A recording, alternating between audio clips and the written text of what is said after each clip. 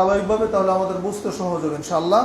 আল্লাহ সুবহানাহু ওয়া তাআলা বলেছেন, আল হাজ্জু আশহুরুম মা'লুমাত, হজটা কয়েকটি মাসের মধ্যে সম্পন্ন হয়।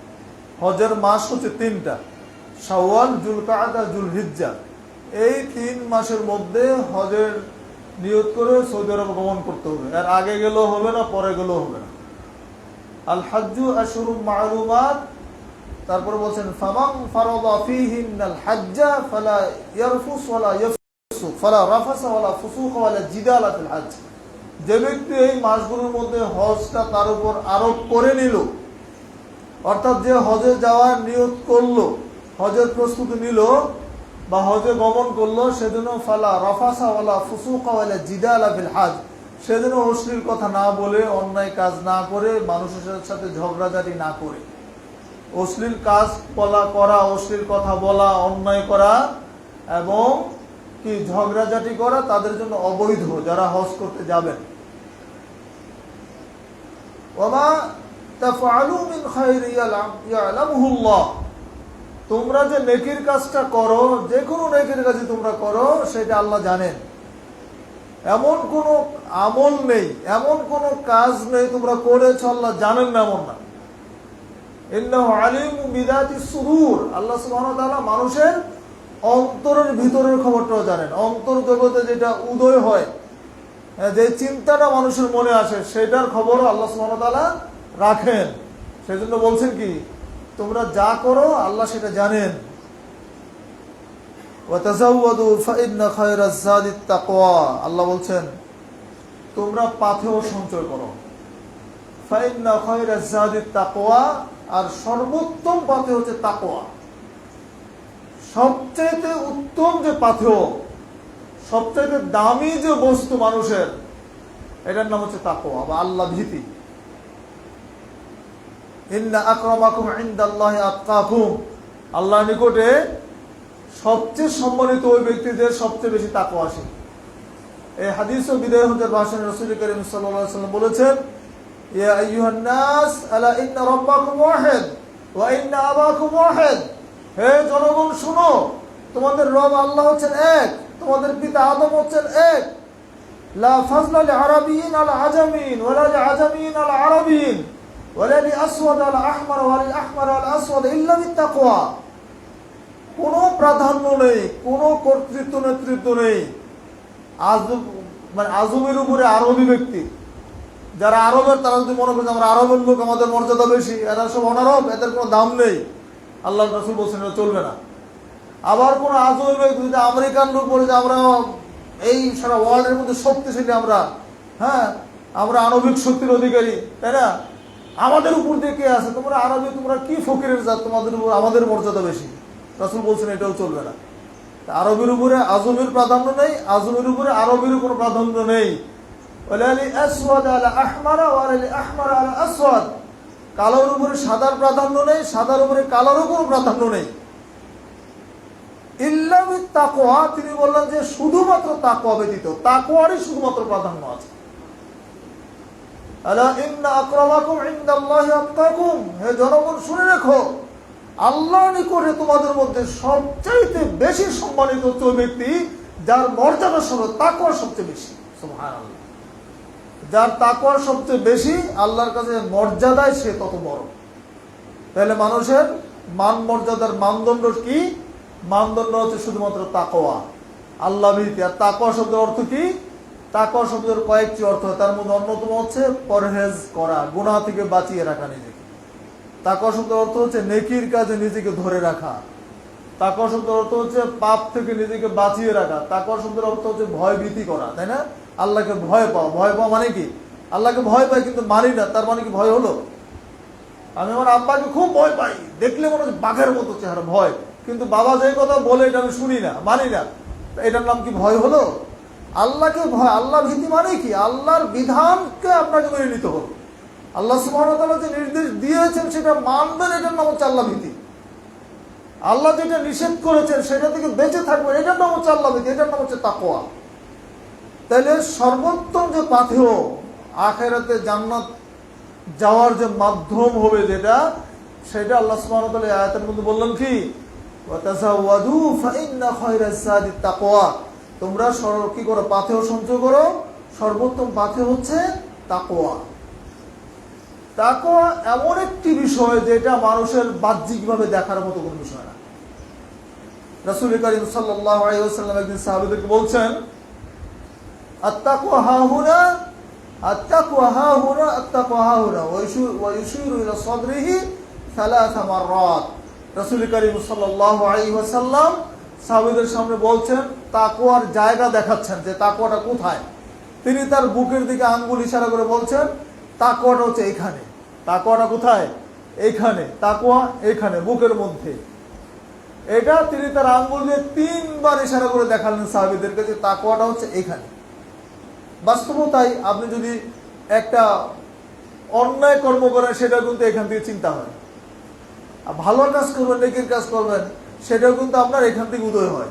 তাহলে এটা হচ্ছে পাওয়ার হাউস, তাই না?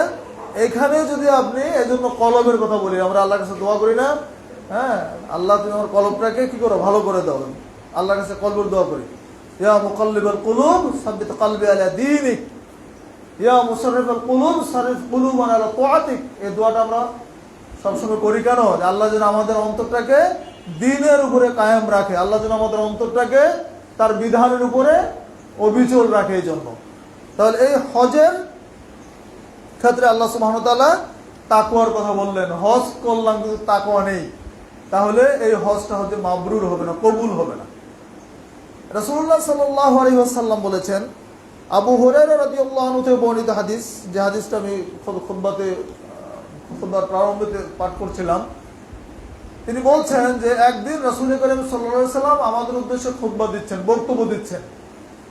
খতাবানে রাসূলুল্লাহ সাল্লাল্লাহু আলাইহি ওয়াসাল্লাম ফাকালা ইয়া আইয়ুহান নাস ক্বাদ ফারাদাল্লাহু আলাইকুমুল হাজ্জা ফাহুজ্জু, হে জনগণ, হে মানুষেরা, তোমরা শোনো, আল্লাহ তোমাদের উপর হজকে ফরজ করেছেন, তোমরা হজ করো। ওয়াকাল রাজুলু ইয়া রাসূলুল্লাহ আকুল্লা আমিন ইয়া রাসূলুল্লাহ, একজন সাহাবী জিজ্ঞেস করলেন, হে আল্লাহর রাসূল সাল্লাল্লাহু আলাইহি ওয়াসাল্লাম, হজ কি প্রতি বছর করতে হবে? আপনি যে বললেন ফাহুজ্জু, তোমরা হজ করো, এটা কি প্রতি বছরের জন্য প্রযোজ্য? ফাসাকাতা, রাসূল চুপ থাকলেন। হাত্তা কালহা সালাসান, লোকটা 3 বার একই প্রশ্ন করলো, রাসূল উত্তর দিলেন না। এবার রাসূল বলছেন, সুম্মা কালা লাউ কুলতু নাআম লাওয়াজাবাত, যদি আমি বলতাম যে হ্যাঁ প্রতি বছরের জন্য, তাহলে এটা তোমাদের উপর ফরজ হয়ে যেত। ওয়ালাম্মাস্তাতাতুম, আর তোমরা এটা করতে পারতে না। আচ্ছা, প্রতি বছর কি হজ করা সম্ভব? বাংলাদেশ থেকে হজ করতে গেলে এখন 8 লক্ষ টাকা প্রায় লেগে যায়। কয়জন হজ করতে পারবে আগামী দিনে? দিন দিন তো আরো খরচ বাড়বে, কমবে না কিন্তু। কারণ সব ক্ষেত্রে আমরা দেখি যখন দাম বাড়ে এটা আর কমে না, শুধু উপরের দিকে উঠতে থাকে। এখন যেখানে গত কয়েক বছর আগে হজ করতে লাগতো 3 লাখ টাকা, 3.5 লাখ টাকা বা তারও কম, এখন 1 লাখে চলে গেল 7 লাখ, 7.5 লাখ, 8 লাখ টাকার মধ্যে। তো রাসূল যদি বলতেন যে হ্যাঁ প্রতি বছর, তাহলে এটা আমাদের উপর ফরজ হয়ে যেত, জায়গা জমি বিক্রি করে, বাড়িঘর বিক্রি করে হজ করতে হতো। ইসলাম কি এরকম কোনো কঠিন ধর্ম যেটা মানুষ পারবে না? ইসলাম তো এরকম কোনো বিধান দেয়নি যেটা মানুষের সাধ্যের বাইরে, এমন কোনো বিধান কিন্তু ইসলাম দেয়নি। এবার রাসূল বলছেন, সুম্মা ক্বালা যারুনি মা তারাকতুম, তোমরা আমাকে ছেড়ে দাও, আমি যে বিষয়ে প্রশ্ন বলি না এই বিষয়ে আমাকে প্রশ্ন করো না। প্রশ্ন করলে বিপদ। তোমরা আমি যে বিষয়ে বলি নাই এই বিষয়ে তোমরা ছেড়ে দাও, এই বিষয়ে প্রশ্ন করার দরকার নেই। সুম্মা ক্বালা ফাইযা আমারতুকুম বিশাইইন ফাআতু মিনহু মাসতাতাতুম, রাসূল বলছেন আমি যখন তোমাদেরকে কোন বিষয়ে আদেশ করি তখন তোমরা সেটা সাধ্যমতো করবে।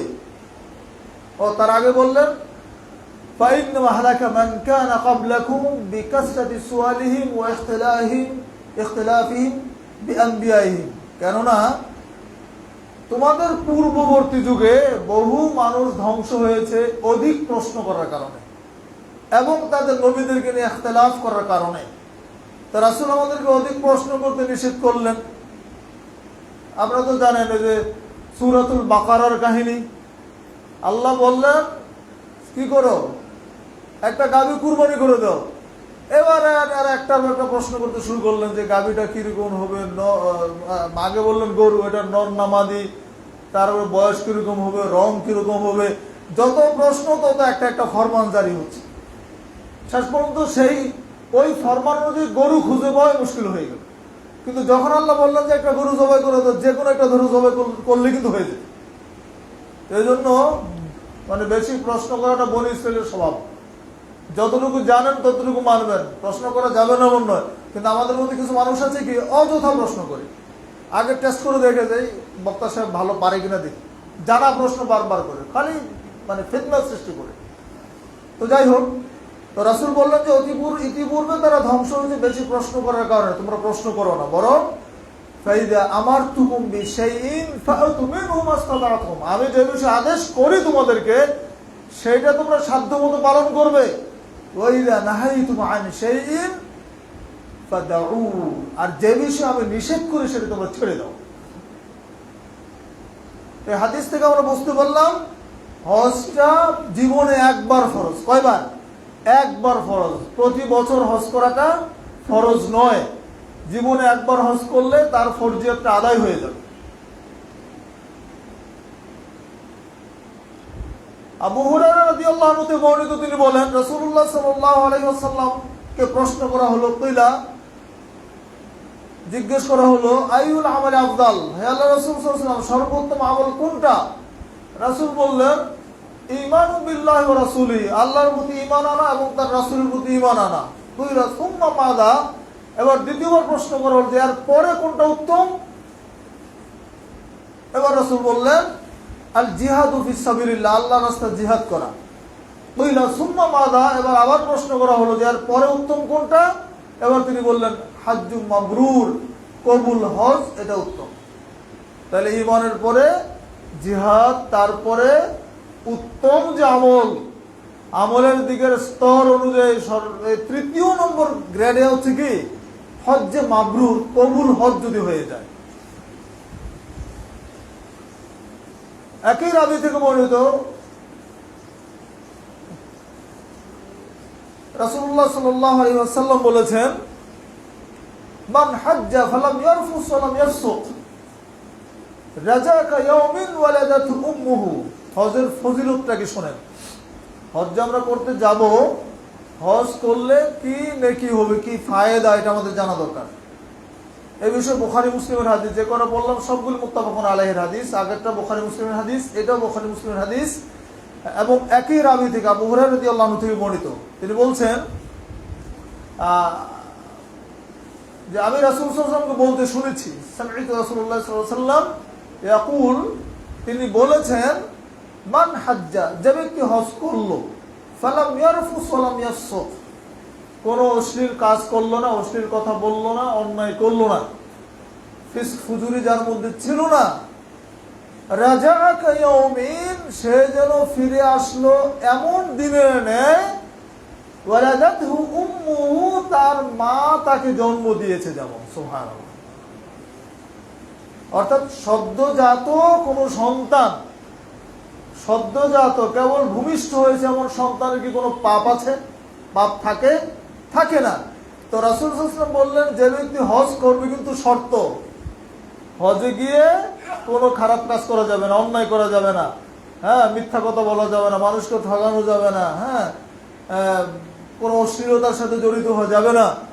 এইগুলো থেকে যদি নিজেকে মুক্ত রাখতে পারে, তাহলে রাসূল সাল্লাল্লাহু আলাইহি ওয়াসাল্লাম বলেছেন সে হজ করে এমন ভাবে ফিরে আসবে যেন তার মা তাকে এখনই জন্ম দিয়েছে। সুবহানাল্লাহ। তার মানে সে একদম নিষ্পাপ, পরিচ্ছন্ন হয়ে, গুনাহ মুক্ত হয়ে ইনশাআল্লাহ ফিরে আসতে পারবে। সুবহানাল্লাহ। আরেকটা হাদিস হচ্ছে একই রাবি থেকে আবু হুরায়রা রাদিয়াল্লাহু আনহু থেকে বর্ণিত, এটা বুখারী মুসলিম থেকে নেওয়া হাদিস। তিনি বলছেন যে রাসূলুল্লাহ সাল্লাল্লাহু আলাইহি ওয়াসাল্লাম বলেছেন আল হজ আল উমরাতু ইলাল উমরাতি কাফারাতুন লিমা বাইনাহুমা, এক উমরা থেকে আরেক উমরা মাঝখানের সগীরা গুনাহের জন্য কাফারা হয়ে যায়।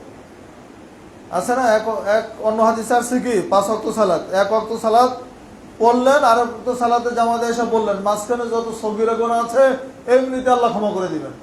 এক রমজান থেকে আরেক রমজান, মাঝখানের সগীরা গুনাহ আল্লাহ ক্ষমা করে দিবেন। এক উমরা থেকে আরেক উমরা পর্যন্ত মাঝখানের সগীরা গুনাহগুলো আল্লাহ ক্ষমা করে দিবেন। এই হাদিসে এই উমরার কথাটা এসেছে। আল উমরাতু ইলাল উমরাতি কাফারাতুল লিমা বাইনাহুমা, এক উমরা থেকে আর এক উমরা মাঝখানের গুনাহ আল্লাহ গুনার জন্য এটা কাফারা হয়ে যায়।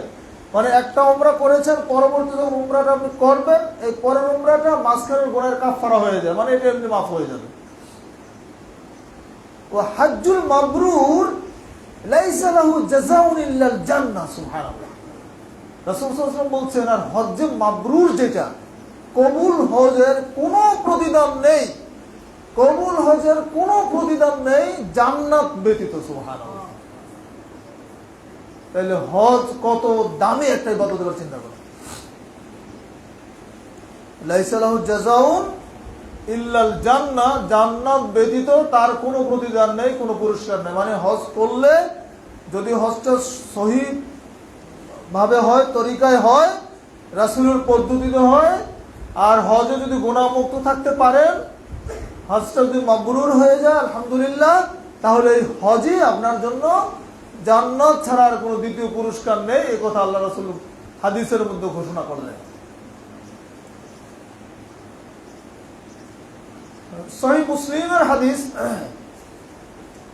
বা আয়েশা রাদিয়াল্লাহু আনহা থেকে বর্ণিত, তিনি বলছেন, আন্না রাসূলুল্লাহ সাল্লাল্লাহু আলাইহি ওয়াসাল্লাম قال ما من يوم أكثر من أن يأتيك الله فيه عبدا من النار في يوم عرفة। এমন কোন দিন নেই যে দিনটিতে আল্লাহ তার বান্দাদেরকে অধিক পরিমাণে জাহান্নাম থেকে মুক্তি দেন ইয়াউমে আরাফা ব্যতীত, সুবহানাল্লাহ। ইয়াউমে আরাফা, আরাফার দিন ব্যতীত এমন কোন দিন নেই যেই দিনে আল্লাহ তার বান্দাদেরকে বেশি পরিমাণে জাহান্নাম থেকে মুক্তি দেন।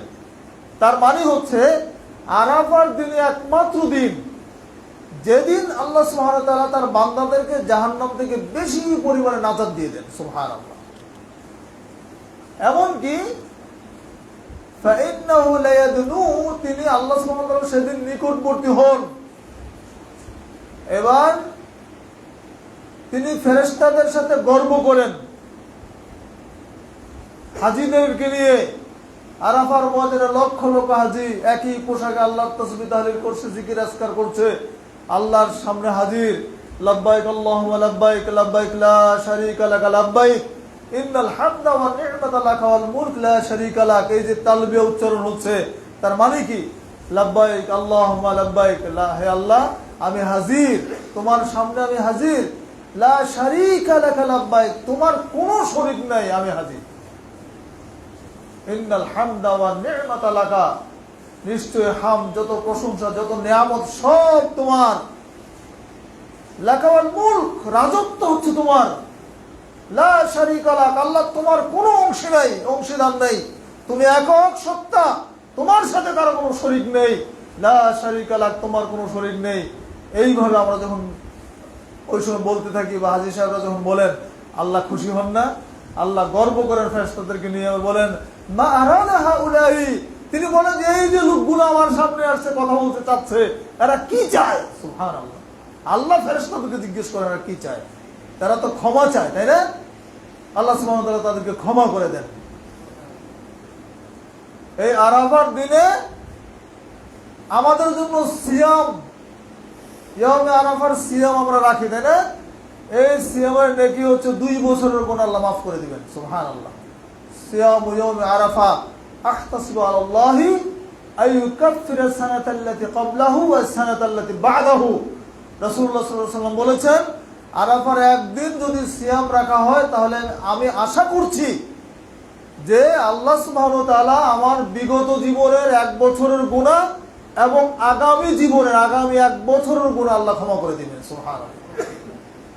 আর আশুরার 2 দিন সিয়াম রাখলে হয় 1 বছরের গুনাহ ক্ষমা, আর আরাফার একদিনের সিয়াম হচ্ছে 2 বছরের গুনাহ ক্ষমা হয়ে যাবে ইনশাআল্লাহ।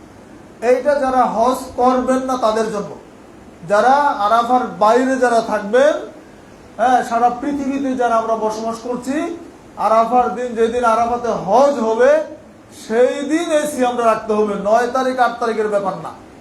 এখানে একটা ইশকাল আছে আমাদের মধ্যে, আমরা আমাদের দেশের 9 তারিখটাকে ধরে নিচ্ছি। সেটা যেহেতু হাদিসের ভাষা হচ্ছে ইয়াউমে আরাফা, আরাফার দিন। আমরা জানতে পারতাম না, একসময় একরকম ফতোয়া ছিল, যখন আমরা এখন দেখছি যে আরাফা আজকে হচ্ছে, তাই না? আজকে হজ হচ্ছে, এখন তো অনলাইনে সবই দেখা যাচ্ছে।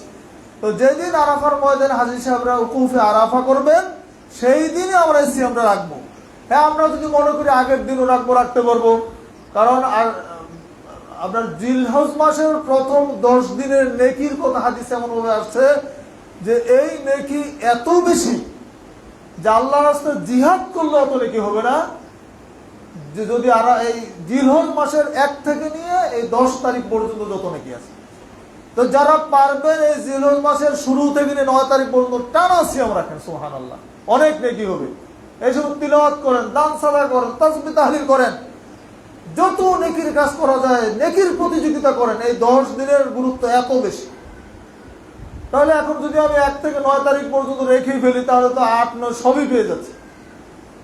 আর যারা রাখবেন না তারা অন্তত পক্ষে ইয়মে আরাফা যেদিন, সেদিন অবশ্যই রাখতে হবে। এটা তারিখ দিয়ে নয়, এটা দিন দিয়ে রাখার চেষ্টা করতে হবে। তাহলে আরাফার দিনের গুরুত্ব এত বেশি। রাসূলুল্লাহ সাল্লাল্লাহু আলাইহি ওয়াসাল্লাম বলছেন, অন্য হাদিসে আছে, আমর ইবনে শুআইব রাদিয়াল্লাহু আনহু থেকে বর্ণিত, তিনি বলছেন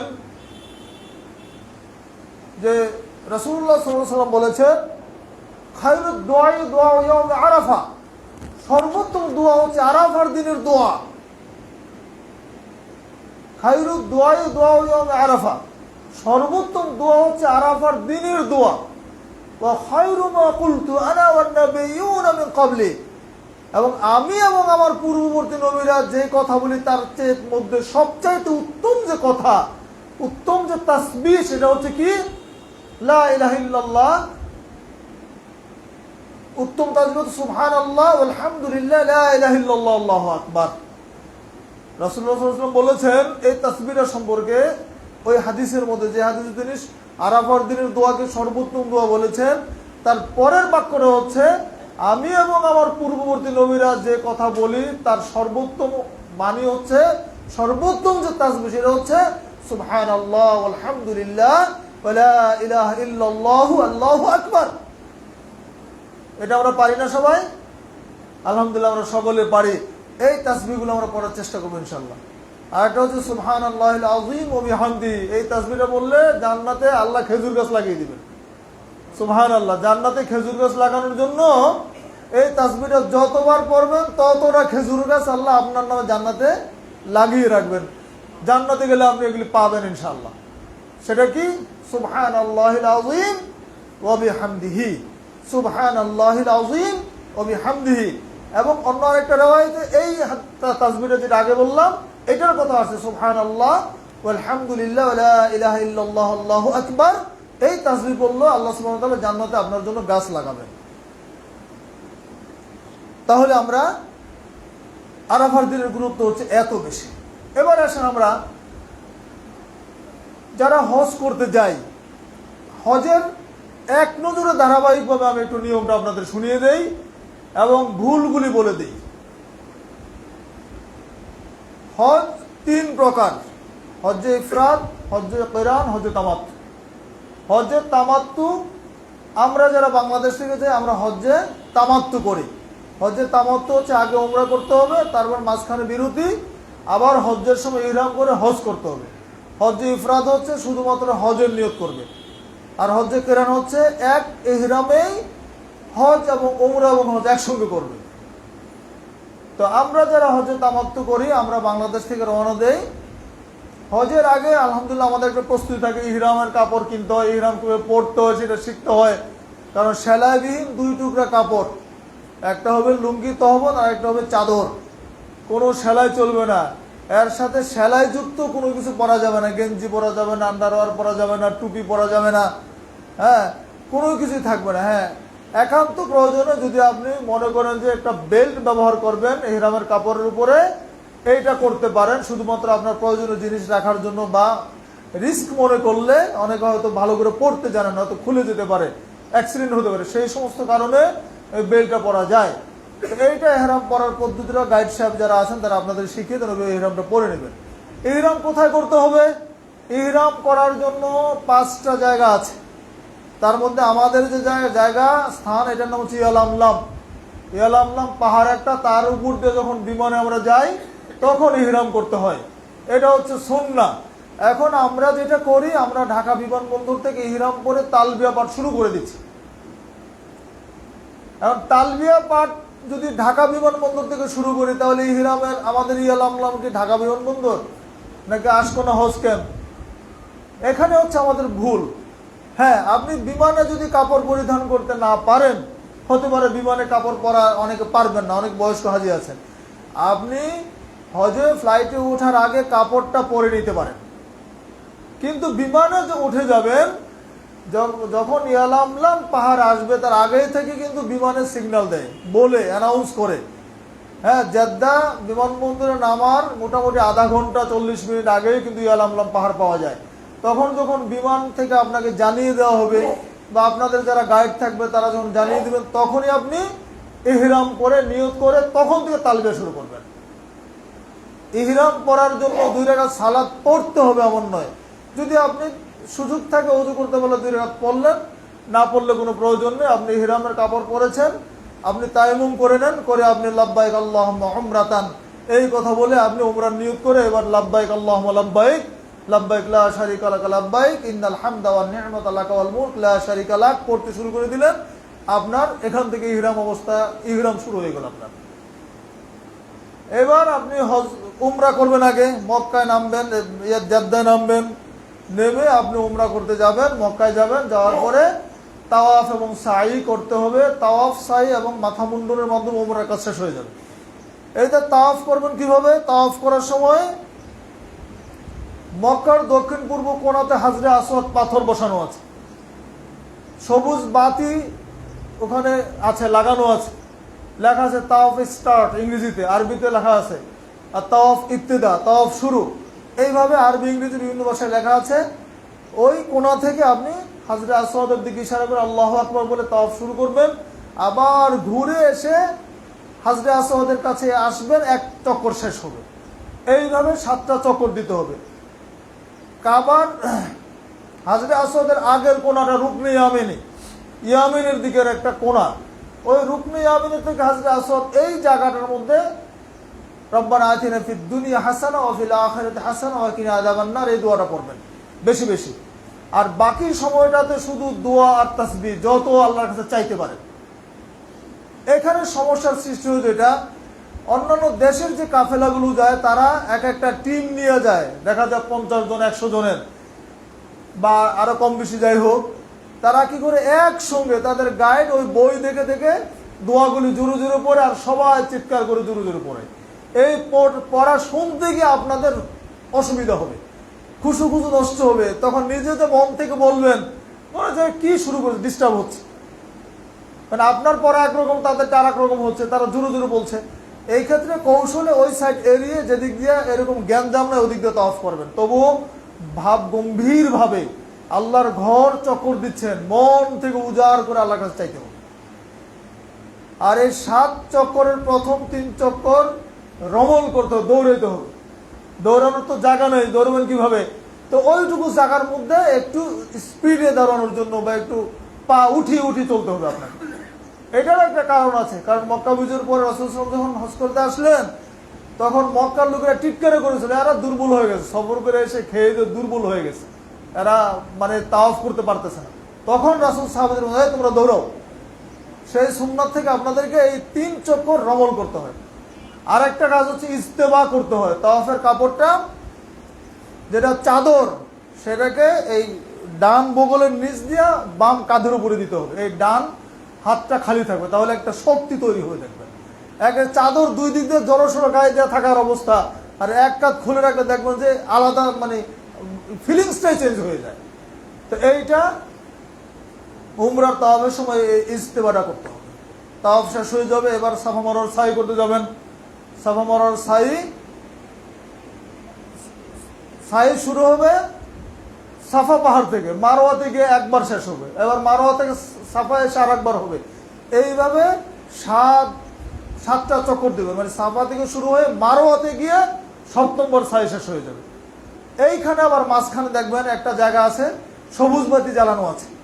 এই সবুজ বাতি জ্বালানো যে জায়গাটা আছে ওই জায়গাটাতে একটু জোরে যেতে হবে, স্পিডে। এখানে দৌড়াতে হবে, এবং এই দৌড়ানোর যে নিদর্শনের সেটা হচ্ছে কি, মা হাজেরা এখানে দৌড়িয়েছিলেন। ইসমাইলকে যখন ইব্রাহিম আলাইহিস সালাম ইসমাইল এবং হাজেরাকে ফেলে চলে আসলেন, তখন তাদের সাথে যে রসদ ছিল, খাবার পানি ছিল, সেইগুলো শেষ হয়ে যাওয়ার পরে তিনি 2 পাহাড়ে উঠে দেখতেন যে কোনো মানুষ দেখা যায় কিনা। এখন তো পানিও নাই। মা যদি পানি খেতে পারেন, মা খেতে পারলে তো সন্তান দুধ পাবে। এখন মায়েরও তো খাবার নাই, সন্তান খাবে কি? সন্তান তো খেজুর খেতে পারে না। এখন তিনি ওই 2 পাহাড়ে অস্থির হয়ে গেলেন, খুঁজতেছেন যে কেউ আছে কিনা, দেখা যায় কিনা। কারণ জনমানব শূন্য একটা প্রান্তরে তাদেরকে রেখে আসা হয়েছিল, বিজন জনভূমি, যেখানে মানুষের কোনো বসতি নেই। এই জায়গায় ফিরে আসলেন। ফিরে আসার সময় হাজেরা ইব্রাহিমকে জিজ্ঞেস করছেন বারবার, আপনি এইভাবে রেখে যাচ্ছেন কেন আমাদেরকে কেন রেখে যাচ্ছেন? ইব্রাহিম আলাইহিস সালামের মুখ থেকে কোনো উত্তর বের হচ্ছে না। তিনিও তো পাষাণ হৃদয় হয়ে কাজটা করছেন আল্লাহর হুকুম পালন করার জন্য। তিনি মুখ ফুটে কিছু বলতে পারছেন না, কিন্তু বুক তো ফেটে যাচ্ছে। অবশ্যই মা হাজেরা জিজ্ঞেস করলেন, আপনি কি আল্লাহর নির্দেশ রেখে যাচ্ছেন? তিনি বললেন, মাথা নেড়ে বললেন, হ্যাঁ, আল্লাহর নির্দেশে রেখে যাচ্ছে। মা হাজেরার সাথে সাথে বলে বসলেন, আল্লাহ, যদি ঘটনা তাই হয়, আল্লাহ নির্দেশে যদি রেখে যান, আল্লাহ আমাদেরকে কোনদিন ধ্বংস করবেন না ইনশাআল্লাহ। সুবহানাল্লাহ। সেই হাজেরার দৌড়ের ফসল আজকে জমজমের পানি। 7 চক্কর দিলেন, 7মবারে গিয়ে দেখছেন যে সন্তানের পায়ের কাছে পানি উঠছে। সেই পানিটা কিভাবে এসেছে এই সম্পর্কে তাফসীরে আসছে, ওই ইসমাইলের পায়ের আঘাতে হতে পারে, অথবা জিবরিলের ডানার আঘাতে হতে পারে। তিনি পানি পেয়ে আনন্দে আপ্লুত হয়ে গেলেন, পানি পান করলেন। সেখান থেকে তারপরে তিনি দূর থেকে ব্যবসায়ী কাফেলা আসলো, সেই কাফেলাদেরকে এখান থেকে পানি পানের অনুমতি দিলেন শর্ত সাপেক্ষে, যে তোমাদেরকে পানি দিয়ে, মানে ও ব্যবসায়ী কাফেলা দেখলো যে এখানে ওদেরও পানির প্রয়োজন, খাবার নেই। দূর থেকে দেখছে এখানে উপরে পাখি ঘুরে বেড়াচ্ছে। তো উপরে পাখি যেহেতু ঘুরে বেড়াচ্ছে, নিশ্চয়ই নিচে কোনো খাবারের ব্যবস্থা আছে। এই আন্দাজ করে তারা এই পর্যন্ত এসে দেখেন যে ঠিকই এখানে পানি আছে, নিচ থেকে পানি উঠছে। পানির মালিককে হাজেরা অনুমতি চাইলেন যে আমাদেরকে একটু পানি দেওয়া যাবে। তিনি বললেন, পানি দিতে পারি, শর্ত তোমাদের এইখানে বসবাস করতে হবে। এটা ছিল বনু জুরহুম গোত্রের লোক। এই গোত্রে ইসমাইলের বিবাহ হয়েছিল পরবর্তীতে। তাইলে দেখেন, পুরা ইতিহাসটা হজে গেলে কিন্তু মনে হবে আপনাদের। মা হাজেরা দৌড়েছিলেন, এখানে জমজম তৈরি সৃষ্টি হয়েছে। আলহামদুলিল্লাহ, জমজমের পানি আল্লাহর যে কত বড় কুদরত, কত বড় নিয়ামত। যেই পানির ছোট্ট একটা কূপ, প্রতিদিন লক্ষ কোটি গ্যালন পানি উঠানো হচ্ছে, পানির লেয়ার কোনোদিন কমে যায় না। সুবহানাল্লাহ। এই পানির স্বাদ কোনোদিন নষ্ট হয় না। এই পানিতে কোনো আয়রন নেই, এই পানিতে কোনো গন্ধ হয় না। আপনি টিউবওয়েল থেকে পানি বোতল ভরে রাখেন, দেখবেন 2 দিন পরে পানির চেহারা কি হয়। আর সৌদি আরব থেকে জমজমের পানি এনে আপনি রেখে দেন, 1 বছর 2 বছর পরে খুলে দেখেন যে জমজম যা আছে ঠিক তাই আছে। সুবহানাল্লাহ। রাসূলুল্লাহ সাল্লাল্লাহু আলাইহি ওয়াসাল্লাম বলছেন, খায়রু মাইন আলা ওয়াজহিল আরদি মাউ জমজম। এই পৃথিবীর বুকে সর্বোত্তম পানি হচ্ছে জমজমের পানি। সুবহানাল্লাহ। ফিহি তুআমু মিনাত তুম ওয়া শিফাউ মিনাস সুকুম। এই পানির মধ্যে 2টা গুণ রাসূল বর্ণনা করেছেন। এটার মধ্যে আছে ক্ষুধার নিবারণ। ক্ষুধার্তদের জন্য শুধু জমজমের পানি খেয়ে থাকলে আর কোনো কিছু খেতে হবে না। এর মধ্যে এত প্রোটিন, ভিটামিন আল্লাহ দিয়ে দিয়েছেন। আর একটা কি আছে, শিফাউ মিনাস সুকুম, রোগের শিফা রয়েছে জমজমের পানির মধ্যে। সুবহানাল্লাহ। জমজমের পানি পান করে অন্ধ মানুষের চোখ ফিরে পেয়েছে, এরকম ঘটনা কিন্তু ঘটেছে। যদি আমাদের ওরকম ঈমান নিয়ে, এরকম তাকওয়া নিয়ে যদি আমরা জমজমের পানি খেতে পারি, আল্লাহ ভালো করে দিতে পারে। সবই তো আল্লাহর ইচ্ছা, কিন্তু আল্লাহর কাছ থেকে পাওয়ার মতো যোগ্যতা তো আমাদের নেই। আল্লাহ তো দেওয়ার জন্য প্রস্তুত, কিন্তু বান্দা যে নিবে আল্লাহর কাছে, তো নেওয়ার জন্য তো আমরা এখনো যোগ্যতা অর্জন করতে পারি নাই। আল্লাহর কাছে চাইবো, আমরা তো পাপে নিমজ্জিত, আকণ্ঠ নিমজ্জিত আমরা পাবে। আল্লাহর কাছে চাইতে হলে তো অন্তরটা পরিশুদ্ধ করে আল্লাহর কাছে চাইতে হবে। সম্মানিত দিনী ভাইরা, তাহলে এইভাবে উমরা শেষ হয়ে গেল। এবার ইহরাম খুলে, মাথা মুন্ডন করে ইহরাম খুলে ফেলবেন। আপনি এখন স্বাভাবিক জীবন যাপন করবেন। ঠিক 8 তারিখ থেকে আসল হজের কাজ শুরু হয়ে যাবে। 8 তারিখে আপনাকে মিনায় নিয়ে যাওয়া হবে। এবার ঘর থেকে আবার ইহরাম বেঁধে এবার হজ্জের নিয়ত করবেন, মানে যে হোটেলে থাকবেন সেখান থেকে ইহরাম বেঁধে হজের নিয়ত করে এবার মিনাতে চলে যাবেন। 9 তারিখ হচ্ছে আসল হজ, উকুফে আরাফা যেটা। তো 9 তারিখ মক্কা থেকে আরাফা যেতে 24 কিলোমিটার প্রায়, এত দূরের একটা বিশাল জার্নি, মাঝখানে স্টেশন হয়ে গেল মিনা। এবার মিনাতে গিয়ে রাত্রি যাপন করবেন। পরের দিন 9 তারিখের জন্য আপনাদেরকে 9 তারিখ আরাফার মধ্যে নিয়ে যাওয়া হবে। মূলত 7 তারিখ রাত্রেই মক্কা থেকে আপনাদের মিনায় নিয়ে যাওয়া হবে। আর অনেক হাজি, লক্ষ লক্ষ হাজি, 20-30 লক্ষ হাজির ব্যাপার সৌদি সরকার যে মেনটেন করে, এটা আমাদের কাছে অবাকই লাগে। খুবই ডিসিপ্লিন সেখানে। বাংলাদেশের একটা ছোটখাটো গ্যাদারিং হইলে দেখেন কত সমস্যা হয়, কিন্তু এই 30 লক্ষ হাজির একটা সমাবেশ, দীর্ঘ দিনের সমাবেশ, এত ডিসিপ্লিন, এত সুন্দর ব্যবস্থাপনা যে আপনি কিছুই জানেন না কিন্তু আপনি হারাবেন না যদি আপনার হাতের বেল্টটা ঠিক থাকে। আপনাকে ওই বেল্টে খুঁজে খুঁজে আপনার হোটেলে পৌঁছে দিবে। যাই হোক, 7 তারিখ রাত্রে মিনায় নিয়ে যাবে, 8 তারিখ দিন মিনায় থাকবেন, 8 তারিখ রাত্রেই আরাফার দিকে নিয়ে যাবে। 9 তারিখ সারাদিন আরাফাতে থাকতে হবে। আরাফার ময়দানে শুধু দোয়া আর দোয়া। সেখানে জোহর এবং আসরের সালাত জমা এবং কসর হবে। এখানে বাংলাদেশের হাজী সাহেবরা ভুল করেন যে আমরা তো নিজের তাঁবুতেই বসে আছি, এখানে জমা কসর করবো কেন? এরা জোহরের সময় 4 রাকাত সালাত আদায় করে না জান যে আবার আসর আবার 4 রাকাত করেন।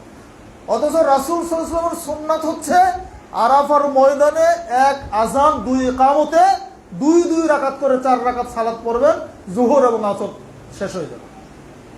এবার দোয়া করবেন, সূর্যাস্তের আগ পর্যন্ত আরাফার ময়দান ত্যাগ করা যাবে না। যদি ত্যাগ করেন তাহলে আপনাকে দম দিতে হবে, ওয়াজিব তরক করবেন, রুকুন তরক হয়ে যাবে। যাই হোক, সূর্যাস্তের পরে আপনি আরাফার ময়দান থেকে বের হবেন, কিন্তু মাগরিবের সালাত সেখানে পড়তে পারবেন না। দেখেন বিধান, এখানে নিজের যুক্তি চলবে না যে এটা কেমন কথা, মাগরিবের সময় হয়ে গেছে, আরে এরা বলছে মাগরিবের সালাত পড়া হবে না, এই চলো সালাত পড়ে নেই। জি না, এটার নাম হচ্ছে তরিকা। রাসূল বলছেন খুদু আন্নী মানাসিকাকুম, তোমরা আমার কাছ থেকে হজের নিয়মগুলি শিখে নাও। হতে পারে আগামী বছর আমি হজ নাও করতে পারি। রাসূল তার করতেও পারেন নাই, তার জীবনে একটাই হজ হয়েছিল, এটাকে বিদায় হজ আমরা বলি, এটাই শুরু এবং এটাই তার শেষ। মাগরিবের সালাত না পড়ে মুজদালিফা আসতে হবে, খোলা আকাশের নিচে শুয়ে থাকবেন, কোনো তাঁবুর ব্যবস্থা নেই, কোনো অহংকার নেই, সবার শুভ্র বেশন, সবার সাদা পোশাক, কেউ পাহাড়ের উপরে, কেউ পাহাড়ের নিচে, কেউ টয়লেটের সামনে, সব লক্ষ লক্ষ মানুষ খোলা ময়দানে শুয়ে আছে। এখানে এসে আপনি মাগরিব আশার সালাত জমা করবেন, পরে ঘুমিয়ে যাবেন। দেখবেন এত ক্লান্ত শ্রান্ত, খোলা ময়দানে শুইলে জীবনে কোনোদিন আপনার ময়দানে এমনি মাটিতে শুয়ে থাকেন নাই, স্ল্যাব একটা শুধু একটা চাদর বিছিয়ে রাস্তার মধ্যে শুয়ে যাবেন, দেখবেন প্রশান্তির ঘুম হয়ে যাবে, চিন্তাই করতে পারবেন না ঘুম কিভাবে চলে আসে। আলহামদুলিল্লাহ, আল্লাহর নিয়ামত এগুলো। এবার ফজরের সালাত পড়বেন সেখানে জামাতে পড়ে, সূর্য ওঠার আগেই রওনা দিবেন মিনার দিকে, জামরার দিকে। আচ্ছা, প্রথম দিন যে কাজ, ওই যে কি বড় শয়তান, বড় খুঁটি, এই বড় খুঁটিতে এই দিন কঙ্কর মারতে হবে, পাথর মারতে হবে। এই পাথর মারার পরে মাথা মুন্ডনের মাধ্যমে আপনি হালাল, প্রাথমিক হালাল হবেন, কুরবানি করবেন। তো কুরবানি তো আপনারা করতে পারবেন না, কুরবানি করতে হবে যারা যদি সরকারকে আপনার ব্যাংকে টাকা জমা দেন, এটা দায়িত্ব তাদের। আর গাইডরা যদি টাকা নেয় তাহলে দায়িত্ব তাদের। যদি তারা সঠিকভাবে করেন আলহামদুলিল্লাহ, না করলে গুনাহগার তারা হবেন। নিজেদের পক্ষে ওই অবস্থায় কুরবানি করার সুযোগ হয় না। এবার জামরাতে কঙ্কর মারার পরে মিনাতে অবস্থান করতে পারেন, মক্কাতে চলে যেতে পারেন। মক্কায় গিয়ে তাওয়াফ ইফাজা করতে হয়, কিন্তু সেই দিন তাওয়াফ ইফাজা করাটা খুব কঠিন হয়ে যাবে এত ভিড়ের মধ্যে। সেই জন্য মক্কা থেকে আবার ফিরে আসবেন হোটেল মিনায়। শর্ত হচ্ছে 3 দিন, আইয়ামে তাশরিকের 3 দিন মিনা অবস্থান করতে হবে। কেউ যদি মনে করেন না মিনাতে এই তাঁবুর মধ্যে থাকবো, মক্কাতে থেকে যাই, তাহলে তাকে এই ওয়াজিব তরক করার কারণে তাকে কাফারা দিতে হবে। এবার আইয়ামে তাশরিকের 3 দিনের পরে 3 দিনে আবার 3 জামরাতে 7টা করে 21টা করে পাথর মারতে হবে সূর্য হেলে যাওয়ার পরে। এরপরে 3 দিন, অর্থাৎ আইয়ামে তাশরিকের 3য় দিন আপনি মক্কায় চলে আসবেন। এসে তাওয়াফ ইফাজা করে না থাকলে সেটা করবেন, আর করে থাকলে আর করার প্রয়োজন না, পরে তাওয়াফ বিদায়ী তাওয়াফ করবেন। এই হচ্ছে 5 দিনের হজের আনুষ্ঠানিকতা। এর মধ্যে আমাদেরও অনেক ত্রুটি বিচ্যুতি আছে, যেগুলি আমরা কয়েকটা বললাম। আমাদের হাজির সাহেবরা ওই হারামে তাওয়াফ করার সময় দেখা যায় মানে কাবা মানে দেওয়ালের মধ্যে রুমাল মারে, ছুঁড়ে মারে, মাথা ঘষে, গাল ঘষে, কোনো প্রয়োজন নাই, এগুলি বাড়াবাড়ি বিদআত। অনেকে জামরাতে পাথর মার দিকে স্যান্ডেল ছুঁড়ে মারে। ছাতা আছে, ওই যে ইয়ে পাওয়া যায় ছাতাগুলো, ওখানে হাদিয়া দেয়, ওই ছাতাগুলোতে ঢিল মেরে দিচ্ছে। বাঙালি হাজিদের রাগ খুব বেশি, মানে শয়তানকে মারার জন্য যা হাতে পায় তা দিয়ে মেরে দেয়। এইগুলো করা যাবে না। কঙ্কর মারবেন, এটা নিদর্শন। আপনি মারবেন আল্লাহু আকবার বলে, শয়তানের গায়ে কঙ্করটাতে একটা বোমা হতে পারে না? এটা করবে তো আল্লাহ, কিন্তু আপনি তো একটা ছোট কঙ্কর মারবেন। যেন আবাবিল পাখি যে কঙ্কর মারলো আব্রাহার বাহিনীকে, তারা বড় বড় পাথর ফেলেছিল নাকি? কি ফেলেছিল? পায়ের মধ্যে ছোট ছোট কঙ্কর। হ্যাঁ, এই যে বুট ছোলা আছে না, এইরকম ছোট ছোট পাথর উপর থেকে পাখির পা থেকে ফেলে দিল, তাতে আব্রাহার বাহিনী একেবারে একা মিসমার হয়ে গেল, ধ্বংস হয়ে। তাহলে আপনাকে ছাতা দিয়ে ঢাল দিতে হবে না। তো যাই হোক, এই হজের এই যে প্রক্রিয়াটা আমরা শুনলাম, এর বাইরে কোনো আনুষ্ঠানিকতা নেই। আয়েশা মসজিদ থেকে বারবার উমরা করার একটা রেওয়াজ আমাদের দেশে হাজিদের আছে, এটা করা যাবে না। আয়েশা মসজিদের উমরা ওই দেশে যারা, তাদের জন্য। মা আয়েশার ক্ষেত্রে এটা রাসূল বলেছিলেন, কারণ তিনি হজ করতে গিয়ে ঋতুবতী হয়ে গেলেন, রাসূল তাকে হজ করতে দিলেন না, তাওয়াফ তো অপবিত্র অবস্থা করা যাবে না। তারপরে যখন তিনি পবিত্র হলেন, তখন তিনি তার ভাই আব্দুর রহমানকে সাথে দিয়ে আয়েশাকে পাঠালেন মসজিদে তানঈমে। মূলত মসজিদের নাম হচ্ছে মসজিদে তানঈম। ওই মা আয়েশা যেহেতু গিয়েছিলেন, ইহরাম করেছেন সেখান থেকে, এখন এটার নাম হয়ে গেছে কি আয়েশা মসজিদ। এই জন্য আমাদের হাজি সাহেবরা, বাঙালি হাজি যারা, তারা প্রতিদিন একটা করে উমরা করেন আয়েশা মসজিদ থেকে। বাবার নামে করেন, মায়ের নামে করেন, দাদার নামে, দাদির নামে। এইগুলো ভাই কোনো উমরা হবে না। এক হজের মধ্যে একটাই উমরা, যেটা আপনি হজের আগে উমরা করলেন, এবার বিরতি দেন, তারপরে হজ করবেন। মাঝখানে যত খুশি তাওয়াফ করেন। তাওয়াফটা সালাতের মতো নাকি তাওয়াফে? তাওয়াফ মানে আল্লাহর ঘরকে আপনি জিয়ারত করতেছেন চারদিকে, এটা সবচেয়ে নেকির কাজ, এটা বেশি বেশি করবেন। যাই হোক, আমাদের সময় পার হয়ে গেছে, আর দীর্ঘায়িত করতে চাচ্ছি না। সর্বশেষ যেটা বলবো, হজ এমন একটি ইবাদত, প্রচন্ড ধৈর্যের একটা ইবাদত হচ্ছে হজ। বাংলাদেশের যারা হাজি, আমাদেরও ধৈর্যের সমস্যা, আমাদের গাইড সাহেব যারা আছেন তাদেরও কিছু সমস্যা। সব মিলে দেখা যায় হজের ময়দানে অনেক ক্ষেত্রে ঝগড়াঝাটি, মারামারি, গালাগালি, বহুত কিছু হয়ে যায়। মানে হজ আর বাংলাদেশে আসে না, সৌদি আরব রেখে চলে আসে। দেখা যায় বাংলাদেশে তার বাড়িতে ফ্যানও ঠিক না, কিন্তু ওখানে যদি এসি একটু ডিস্টার্ব হয়, মাথা খারাপ হয়ে যায়। লিফটে একটু খারাপ হয়তো একবেলা একটু নষ্ট হতেই তো পারে। আমি 2টা ফ্লোর পা হেঁটে উঠলাম, ওই তো গাইডের 12টা বাজাই দিচ্ছে গালাগালি করে। আবার যারা গাইড সাহেব আছেন তারা কথা বলেন, এমন বেশি বলেন যে গিয়া দেখা যায় যে 80% ঠিক নেই, হাজিরা খেপে যান। এই জন্য আমরা দুই পক্ষকে বলবো সহনশীল হওয়ার জন্য, এবং কথা কাজের মিল থাকতে হবে আমাদেরকে। প্রয়োজনে আমি একটু কম বলবো, কিন্তু বেশি দিব, তাহলে আর কথা থাকবে না, তাই না? আর আমরা যারা হজ করতে যাবো, আমরা প্রচন্ড সবর এখতিয়ার করব। সবর, দেখবেন যে অন্য দেশের হাজিরা বলবে সবর ইয়া হাজ, সবর ইয়া হাজ, বলতেই থাকবে হজর হাজির সবর করো, সবর করো। মানে ধাক্কায় এত আগে যেতে চায় অনেকে, করা যাবে না। হাজরা আসর চুমু খাওয়া সুন্নাত, এই ভিড়ের মধ্যে চুমু খাওয়ার কোনো প্রয়োজন নেই। ওইখানে গিয়ে অ্যাক্সিডেন্ট হয়, অনেকে মারাও যায়, এত পরিমাণ চাপ সেখানে পড়ে। এটা করতে গিয়ে মানুষকে কষ্ট দেয়, এটা আবার হারাম, করতে যাবে না। দূর থেকে ইশারা আল্লাহু আকবার, বাস, এটাই যথেষ্ট। এইভাবে আমরা রাসূল সাল্লাল্লাহু আলাইহি ওয়াসাল্লামের শিখানো তরিকায় আমরা যদি হজ সম্পাদন করতে পারি, তাহলে আমাদের হজটা হজে মাবরুর হবে ইনশাআল্লাহ। আমরা আশা করবো এই বছরে যারা হজ করতে যাবেন তারা সঠিকভাবে হজ সম্পাদন করবেন।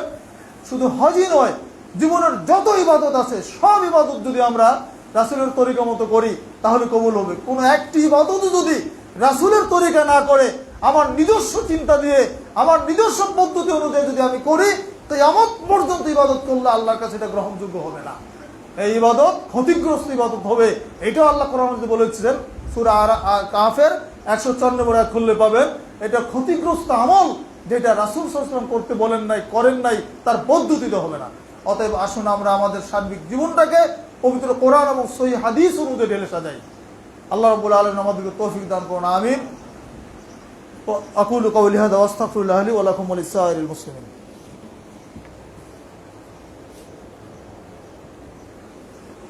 আলহামদুলিল্লাহ الحمد لله نحمده ونستعينه ونستغفره ونؤمن به ونتوكل عليه ونعوذ بالله من شرور أنفسنا ومن سيئات أعمالنا من يهده الله فلا مضل له ومن يضلل فلا هادي له ونشهد أن لا إله إلا الله وحده لا شريك له ونشهد أن محمدا عبده ورسوله أما بعد فإن خير الحديث كتاب الله وخير الهدي هدي محمد صلى الله عليه وسلم হজ সম্পর্কে বিস্তারিত নিয়ম কানুন জানার জন্য আমির জামাত ডক্টর আসাদুল্লাহ গালিব স্যারের হজ উমরা একটা বই আছে, ছোট বই। এই বইটা সকলে সাথে রাখবেন, ডিটেলস আলোচনা সেখানে আছে, সেই বইটা পড়বেন। আর আপনারা অনেকে জানেন যে আমির জামাতের পায়ের হাঁটুর অপারেশন হয়েছিল, আলহামদুলিল্লাহ তিনি অনেকটাই সুস্থ, এখন রাজশাহীতে ফিরে এসেছেন। আমরা সকলে আমির জামাতের জন্য দোয়া করব, আল্লাহ যেন তাকে শেফায়ে কামেল দান করেন। এবং আরও যারা অসুস্থ আছেন, আমাদের অনেক ভাই অসুস্থ আছেন, আত্মীয় স্বজন অনেকে অসুস্থ আছেন, সকলের জন্য আমাদের দোয়া থাকবে, আল্লাহ যেন তাদের সবাইকে সুস্থতা দান করেন। আযিবিল বাস রাব্বান নাস ওয়াশফি আনতা শাফি লা শিফা ইল্লা শিফাউকা শিফা আল্লাহ ইউগাদিরু সাকামা। ইয়া আইয়ুহাল্লাযীনা আমানু সাল্লু আলাইহি ওয়া সাল্লিমু তাসলিমা। আল্লাহুম্মা সাল্লি আলা মুহাম্মাদিন ওয়া আলা আলি মুহাম্মাদ কামা সাল্লাইতা আলা ইব্রাহিম ওয়া আলা আলি ইব্রাহিম ইন্নাকা হামিদুম মাজিদ। اللهم بارك على محمد وعلى آل محمد كما باركت على إبراهيم وعلى آل إبراهيم إنك حميد مجيد. اللهم انصر من نصر دين محمد واجعلنا منهم واخذل من خذل دين محمد ولا تجعلنا منهم. عباد الله رحمكم الله، إن الله يأمر بالعدل والإحسان وإيتاء ذي القربى وينهى عن الفحشاء والمنكر والبغي يعظكم لعلكم تذكرون. ولا ذكر الله تعالى وأولى وأعز وأجل وأتم وأهم وأكبر.